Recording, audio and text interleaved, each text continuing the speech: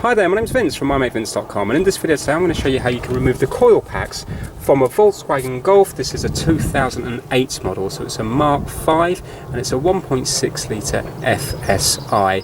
So it's a very fiddly job to do, hence the reason I'm going to show you how to do it in this video. Now, we haven't got any specialist tools for this, so we're just going to be using screwdrivers and fingers. So now let's start with this one because it's the easiest one to get to.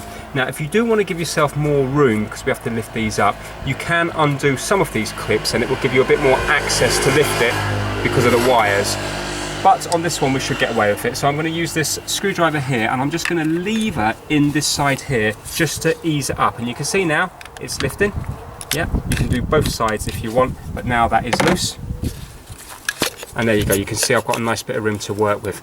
Now, this is really fiddly, so I'm going to take it off and then I'm going to show you it afterwards and it will make more sense. So I'm getting my fingers underneath and there is a little thing that you need to push out underneath and then at the same time push out. Now, I made that look easy, but it's not easy to begin with. So if you have a look here, we have this thing and this is what we need to get our fingers under to lever out like that. And basically it just clips onto here. So if I show you it upside down, it will make more sense.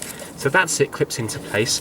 You're going to get your finger under here and lift that outwards and at the same time wiggle it off. Yeah. So let me do another one. Let's do this one here because this is one with not a lot of space. So lever it out here again. And this is where we're just levering out. You can see on these bits here. Right, now you can see there's very little room to work here, but I'm using my finger on that catch that I showed you earlier and I'm levering it out like that. And it makes it nice and easy to remove. And then, for example, you can change the coil pack over or you can change the spark plugs over, which are right the way down in here. So that's it, just need to do the other two as well.